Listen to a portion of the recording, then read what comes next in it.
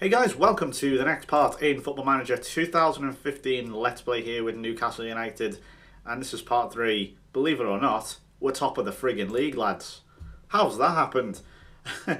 I have no explanation again, just as I said almost identically in the last video or two.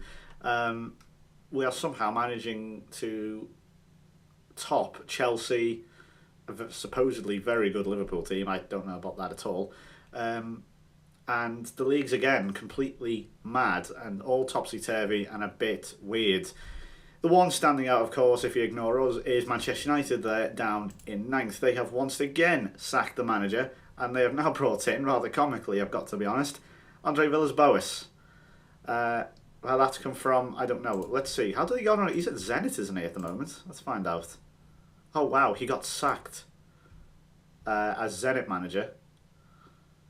On Boxing Day in 2014, came the Seville manager. He then left to go to Manchester United. Well, that's mad because he's not doing it well. I can only assume this was Unai Emery's job. In fact, I don't think he's been in the job very often. So, sorry, for long, I should say. QPR again somehow doing amazingly well in eighth there. Man City again not being the team we thought they'd be. I personally thought they'd be up there with Chelsea, but no, struggling. Liverpool not doing as well this season, although they do actually, I take it back, they've got a game or two in hand. They've got, in fact, 2 games in hand on Tottenham and a game in hand on us. So if they were to win their next game, they would go top. Obviously, they have the same goal difference. If they were to win, of course, they would have at least +1, therefore putting themselves above us. So this is how it stands on the 6th of February. And you're probably wondering, okay, what's the deal? How did you do it? Transfers. Let's find out. I've brought in a few players. I've replaced a lot of clutter. I've not spent a lot of money because I think this Newcastle team as a base is pretty good. I like the likes of Santon. I like Krul. I like Janmat. I like Sissoko. I like Revier. I like who else? Taylor, Colaccini. You know, there's a good foundation there. You just need to work around it, and that's what I've done by bringing in certain players. Admittedly, I've got quite lucky with a few transfers in terms of pricing and so on, but this is how I've done. In terms of players sold, you already know I sold Mike Williamson and Curtis Good in the last video. I talked about that. I've sold my second choice goalkeeper. I've brought in the slightly younger one from the under 18s. That's something I've been doing since FM 11. I always promote my reserve goalkeeper even if he's like 17 years old. Break them in early, I say. Jonas Gutierrez, at the time I didn't know he was actually, I was wondering why he was unavailable, and of course he was, thankfully now it's gone into remission, of course, but he was with testicular cancer, so now thankfully in real life that has gone into remission, as I say, so that's good news. Jack Holnick's one I've always sort of liked, but there's no way he's getting in front of Tim Krul, so it was like, sod it, just get rid of him. Jack Colback, simply couldn't do anything with this guy, couldn't give him away, don't rate him at all on this. I think he's kind of underpowered, if I'm going to be honest. I think he's a lot better player than he was actually, given for these attributes. Not great there, really. I mean, that kind of sums up there. Not a worthwhile signing. He's now at Bournemouth, who are in the Championship. Kind of shows you the level, not really fit for Champions League. Siam De Jong, again, I just wanted to get rid of this lad. Did not rate him at all. Thought he was rubbish. Obviously, he was on loan last season for the most part. Managed to make a quick buck off Sylvain Marveau. He was in free, made a £2 million profit on him. Not bad, I guess. Again, don't particularly rate him. I still can't believe Liverpool were going to go in for him a few years ago.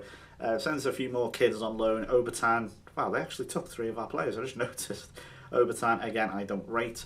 Gargano, I decided to sell. He was complaining he wasn't getting enough first team opportunities. Mainly because, again, I found this irritating sort of circle of, he's not match fit, therefore I can't play him. He therefore gets annoyed, therefore he wants to leave. But again, I made a handy profit on him. Not amazing or anything, but we bought him for 750k, sold him for 3 million. I don't think that's too bad. Then this one I didn't want to do. This occurred in February, only a few days ago, in fact. Remy Cabella has been sold for 15 million. I didn't want to sell him, but Juventus just came in with this offer, and I just thought, to be honest, I'm not even using them all that much. I don't know where his best position is. I'm not saying he's a bad player. I liked him. I think he was good. I just thought for 15 million, let's steady the finances a bit here and let's sell him, see what happens. I don't think he's not a key player, so I thought, sod it, let's get rid of him. Players are brought in, so I brought in Sergio Roberto from Barcelona. I said in the last video, I think this kid might be one of the few signings we're going to hear from at the start where everyone's going to say, get him now while he's cheap, because over the next few months, I imagine in updates or in forthcoming updates, he will have a value and attribute increase. So these are the 3 signings that I've made so far. I only brought one other player in, and that was in late August, and that was Craig Dawson. I'm sure you're thinking, what on earth is wrong with you? Craig Dawson, he's a very average player. That's kind of what I was looking for, really. I wasn't looking for anything absolutely ball-busting. I didn't have an enormous budget. I think I had like 15 million. But obviously I needed to replace Williamson. Craig Dawson, I think he's a good player, personally. Again, I took a chance on him in the same way I did with Erby Emmanuelson, and I think he's decent. For 2 million, I don't think that's a particularly big loss if it all goes wrong, and so far he's done a decent job. Now this one was a massive surprise. Shinji Kagawa, he has a bit of a falling out at Dortmund. He didn't play, as you can see, this season, earlier in the season.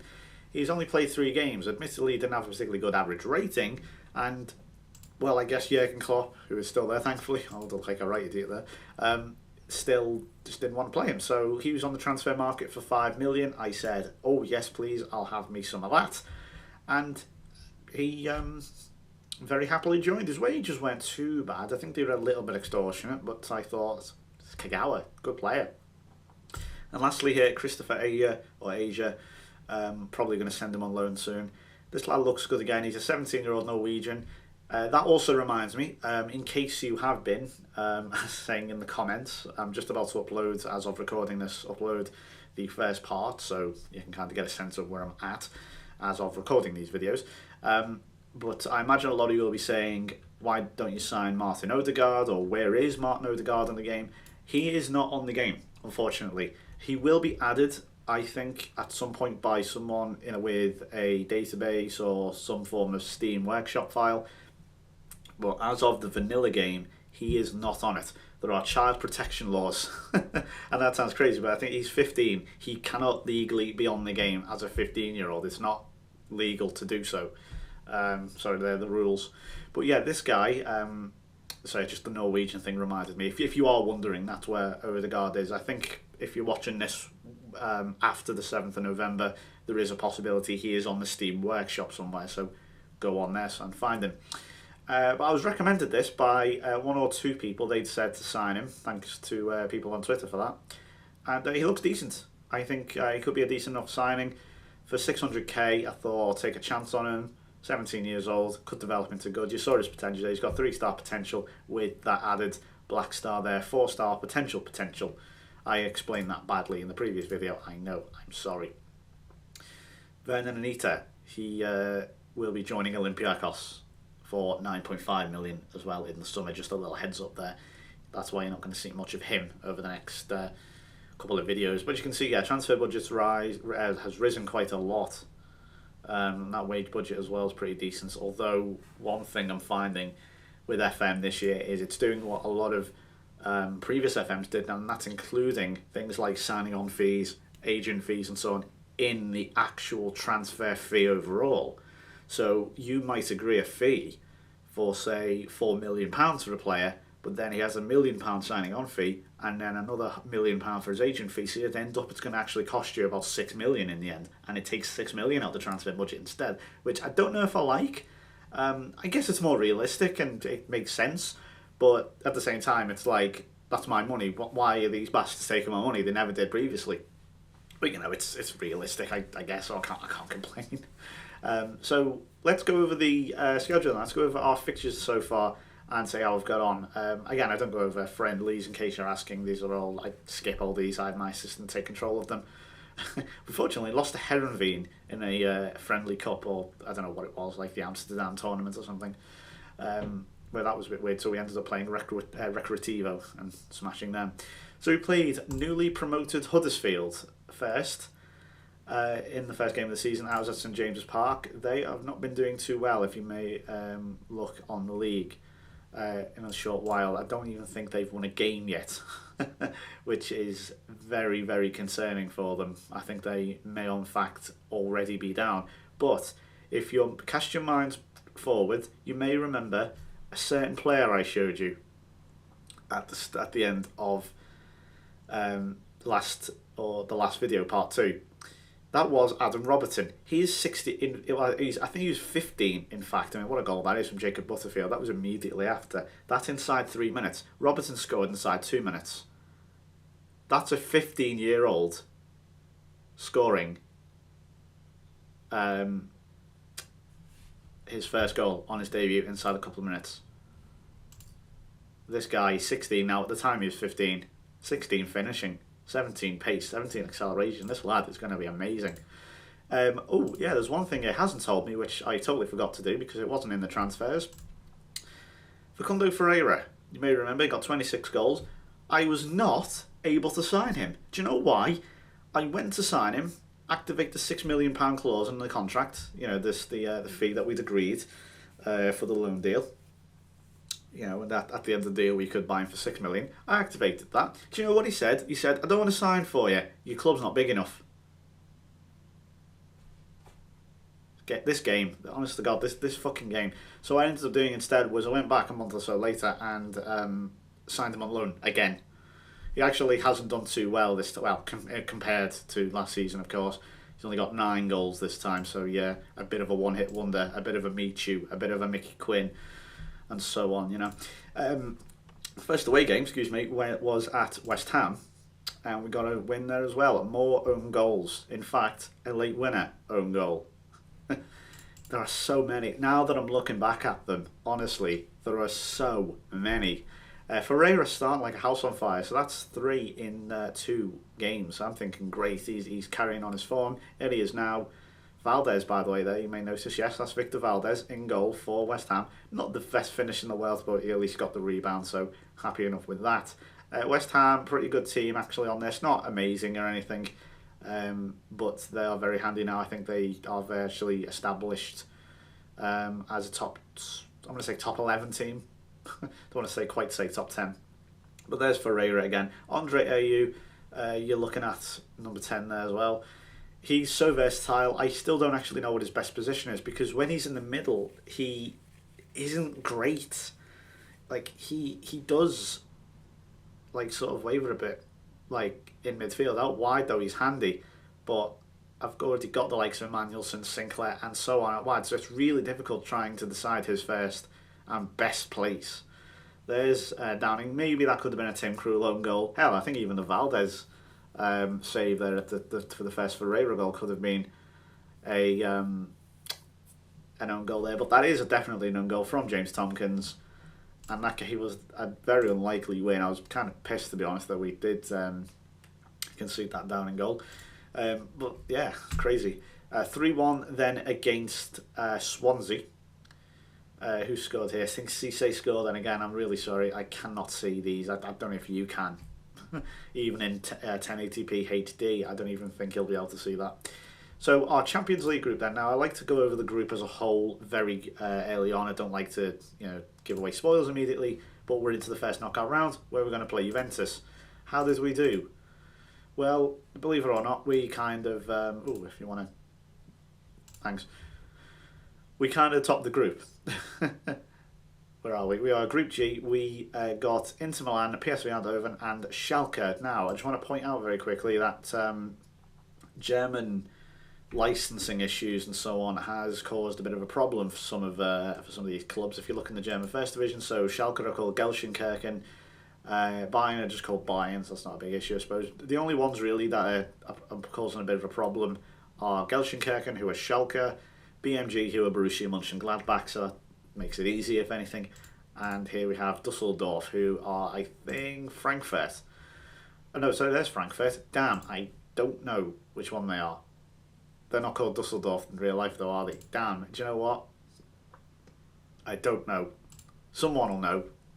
Someone will know. Write in the comments who Dusseldorf is, and that's Union Berlin. I mean, you can see in the damn badge it says Union. So yeah, slightly odd licensing issues there for Germany, and that's how the German league looks, by the way. Bayern are the champions, as you can see, obviously. So yeah, Gelsenkirchen. We managed to top the group. If it lets me scroll down, there we go. 3 wins, 1 draw, and 2 losses. 7 goals, 6 against. Look how monumentally tight our group was. I was really happy with it as well, compared to what some of the English counterparts have got. And yes, that is Tottenham in the Champions League. Do you know why? Because last year they won the Europa League. See, they beat Shakhtar in Poland I was going to say Warsaw. I think it is Warsaw, isn't it? Quite incredibly. So of course now the rules are, or from this season, I should say, is that the winner of the Europa League gets a place in the Champions League, which I say good. I think that's fair. It makes the Europa League actually, desirable. But it's sort of like the League Cup. I still think I compare it to the League Cup because you don't take it seriously. But if you get to the quarterfinals, then it's like, well, hang on, we can win something here. And obviously, the Catalan Cup's a piece of silverware. The Europa League not only is a piece of silverware, it's a passage into the Champions League. Now, it doesn't work in the same way, though, as Champions League qualification. So you will notice here, we do have Chelsea, Liverpool, Tottenham, Man United and Newcastle. It doesn't work in the same way as if the winners of the Champions League take 4th spot. If you know what I mean. You may remember the other year, I think it was Chelsea took 4th off Spurs, who then of course got demoted to the Europa League. That didn't happen here. It wouldn't have mattered to Newcastle anyway, because of course we were 3rd. But yeah, I don't quite know what's happened there. We've got 5 English clubs. So same again: Newcastle, Man United, Tottenham, Liverpool, and Chelsea. Very odd, and they all qualified. So Liverpool take on Shakhtar. Dortmund will take on Chelsea.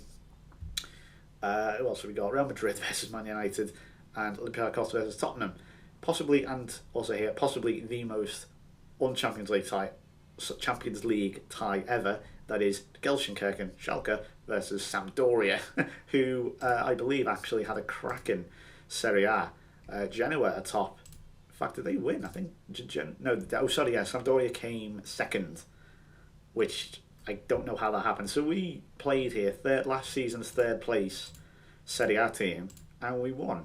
This was our first Champions League game in 15 years, I want to say. Newcastle, when were they last in the Champions League? 2002, I want to say, under Sir Bobby.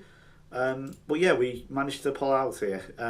We were 3-0 up, in fact, with Taylor, Sinclair and Ben Arthur all scoring. Yes, I have recalled Hatem Ben Arthur, as well as Younger and Biwa. No, don't join me. The decent. Ben Arthur, though, is as frustrating as he is in real life. So that's a free header, basically, for Stephen Taylor. Sinclair with the penalty. I was kind of surprised when he took it. And here is Ben Arthur.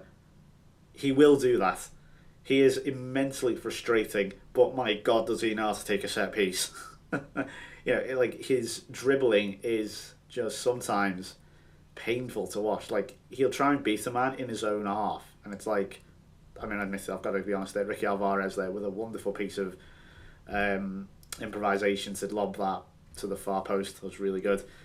But yeah, Ben Arthur, he's immensely frustrating, but he can produce pieces of magic. That was in the 91st minute. I'm thinking, no way is Palacio scoring a hat-trick. We then managed to go to the Etihad and pull out a 1-1 draw, which I was pretty happy with. Papi Cisse there scoring. We then played Chelsea in the 3rd round of the Catalan Cup and managed to produce a 6-3. This was mad. Adam Robertson scored at the 90th minute. I'm not going to show you this because we'll be here all day. But yeah, they've signed Juan Cuadrado, in case you can see, and he is absolutely amazing. He just dominates games. Courtois obviously in goal there. They've also signed Ross Barkley, who I don't think's happy there. I know he's tired, sorry. I think I've seen something before that said he was unhappy. In fact, he was just tired. As you can see, I played the second-ish string team. I was playing Adam Robertson, who again started and got an 8.3 at Stamford Bridge. This guy's something special. I played Rolando Aarons. This was after he scored his great goal at Manchester City in the Catalan Cup in real life. Musa Sissoko again having a good game. I decided to move Evan Manuelson to left back this time, and that didn't work clearly. Well, to be fair, I don't think the defence had much of a chance at getting a good rating with 6 goals being put past them. But Sissoko, Cabela and Robertson. I'll show you Robertson's goal in case you want to know how he's progressing. He's 16 as well, obviously, at this point now. I think he may have only just turned 16 like a day or two like after this goal. I mean, look at that. What a goal that is, son. I mean, that is just wonderful. He's 16 years old. I can't get over how good he is. Anyway, we then beat QPR 4-2 at Loftus Road with AU and Ferreira scoring. I'm reasonably happy with a 0-0 against Schalke here in the Veltins Arena. Probably could have won, but a draw still isn't too bad. Then went to Anfield and lost 3-2. I'll show you this one really quickly.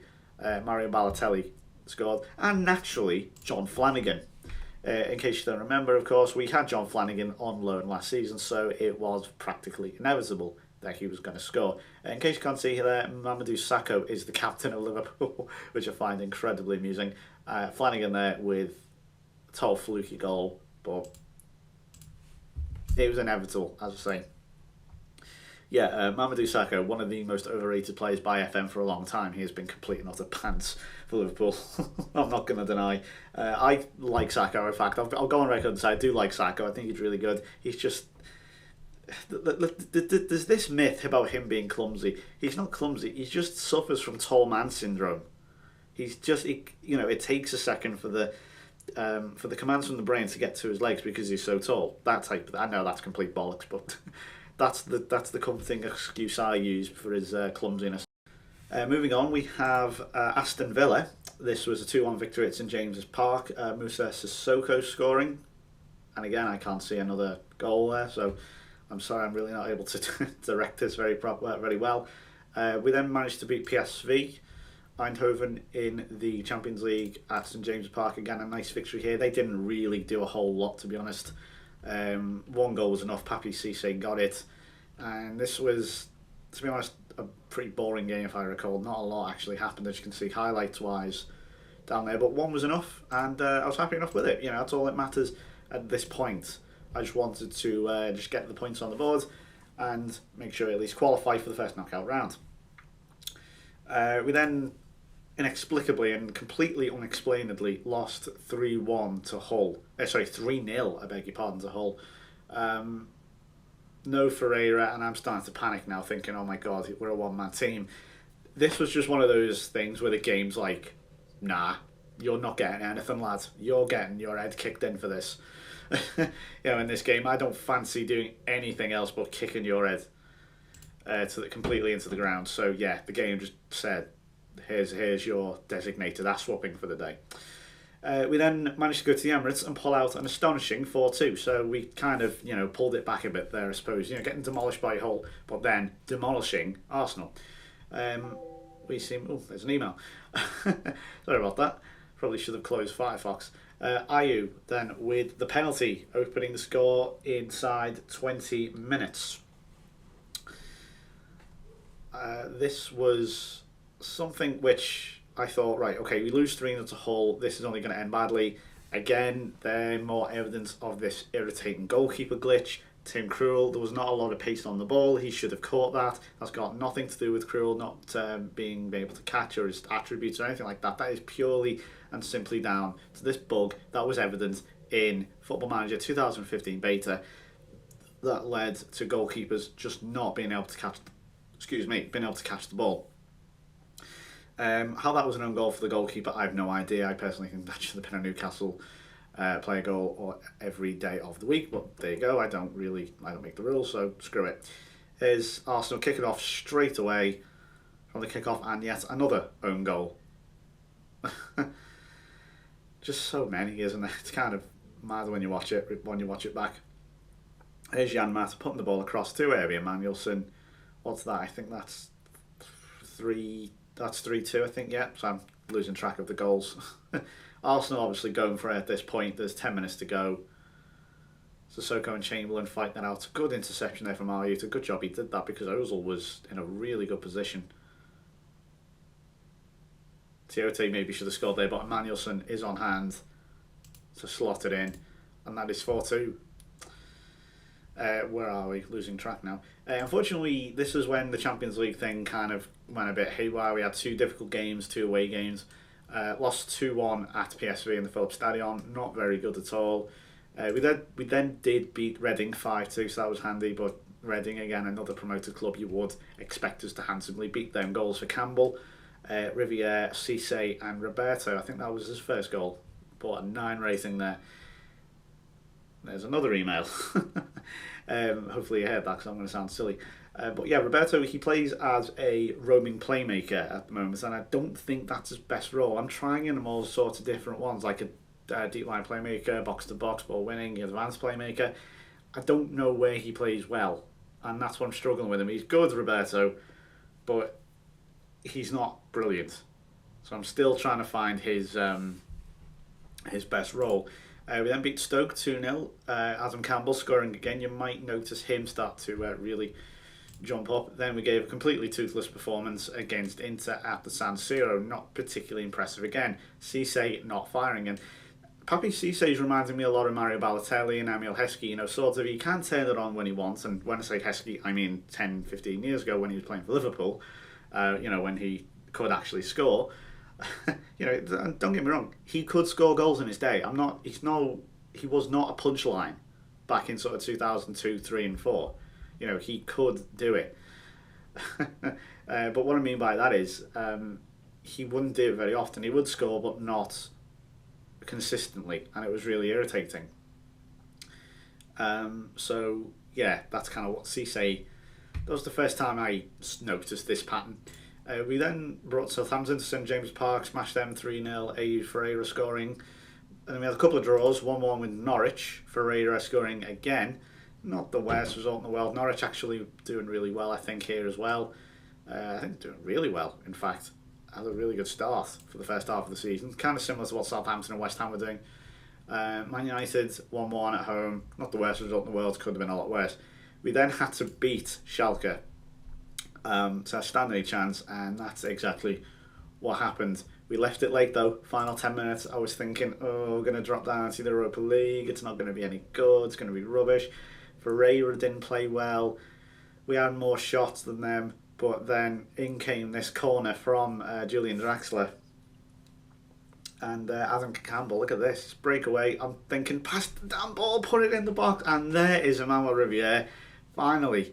I put 3 up front. I had Campbell, I had Riviere, I had Ferreira. Just went for it at this point. And then there's Stephen Taylor somehow scoring from there. I don't know. I think that was a header on the edge of the 6-yard box. A powerful header. But 2-0. Kind of flattered. Was a little bit there. We weren't great, but it got the result. It was enough, and we went through. 1-1 at St James Park against Everton. Cabela scoring. I think he's off the bench, in fact. 2-2 at West Brom. West Brom are the irritating teams that just seems, again, the only purpose is to take points off the sort of top 5 or 6 teams. Janmat, I think, scored. Let's have a look what happened. Did he score an own goal? Yeah, he did. He scored 2 own goals. I'll show you them now. I couldn't actually believe it. I think one of them's an absolute corker. As you can see, he scored the own goal in the 88th minute. So I'm thinking, great. 2-1. Good win here. And then he pops up and does an own goal like that. He'll then do another one here, as I'll show you now. Oh, okay.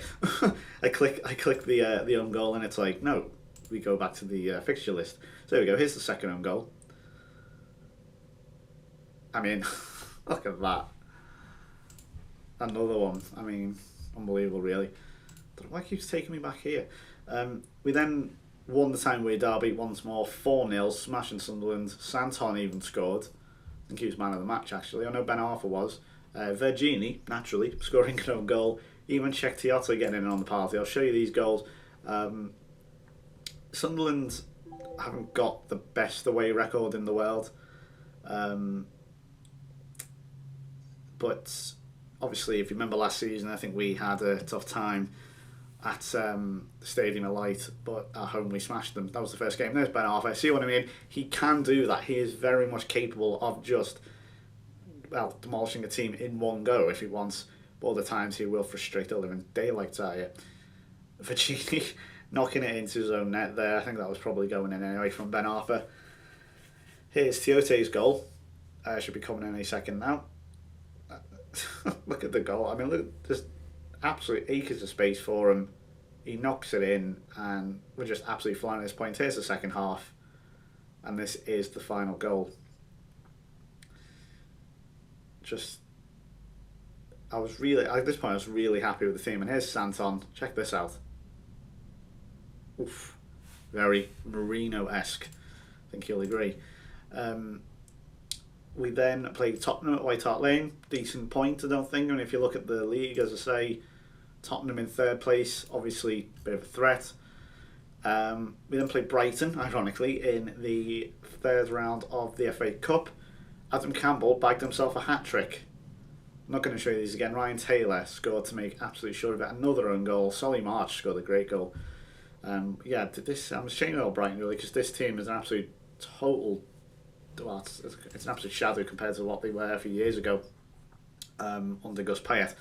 So I love that team. It was really, really good. That was the chance of promotion, and they've blown it, I think, now. Sammy Hippie is not having a good time, is he, either? We then went to Stamford Bridge, lost 2-0, unfortunately. Just Chelsea too strong for us. Simple as that. And here's the last few games now for you. 2-1 against Huddersfield, so a repeat of the opening game of the season. 2-1 against West Ham. Riviere starting to score now, as you can see. 5-2. Riviere again, this time a hat-trick. 2-2 in the fourth round of the FA Cup at home to Man United. This is just one of those games, man. Destro. Oh man, this guy knows how to really wreck teams. He's a big danger. We then went to City, and again we've managed to stick 4 past a rich billionaire club. Adam Campbell, Sissoko and Riviere made it 4-0. A bit annoyed that Fernandinho managed to score at the end. But shades of the 4-0 against Chelsea last season there with Man City. 3-0 against QPR. Campbell once again scoring. You can see he's starting to get himself up a bit now. And Manchester United there. We won in extra time. Facundo Ferreira. I'll show you this one here. As you can see, Man United having a lot more of possession. They had 16 shots on target, 36 shots in general, 8 clear-cut chances, only putting 1 in the back of the net though, and that was Wayne Rooney. Here's the added time. I couldn't believe this, that we were going. I thought it was going to go all the way to penalties personally. Ferreira just finding himself unmarked in the box, which needed that little bit of room, and he found it right on half-time of extra time. And he managed to pull that one out of the bag. So we're in the 5th round against Bournemouth. We'll then follow that with a Champions League tie against Juventus, the 2 black and white striped team here going against each other. So yeah, you're now bang up to date. So thanks for watching, guys. I'm going to leave you now with this screen, the sort of home screen here. Pause, of course, if you want to have a look at anything in particular. If you have any requests that you want me to look at into detail or anything, please do say in the comments, and I will put that on for, I will try and include that in future videos. And yeah, I'm out, guys. So I'll get back to you in June. Let's see if we won the league. Fingers crossed. See you then. Bye bye.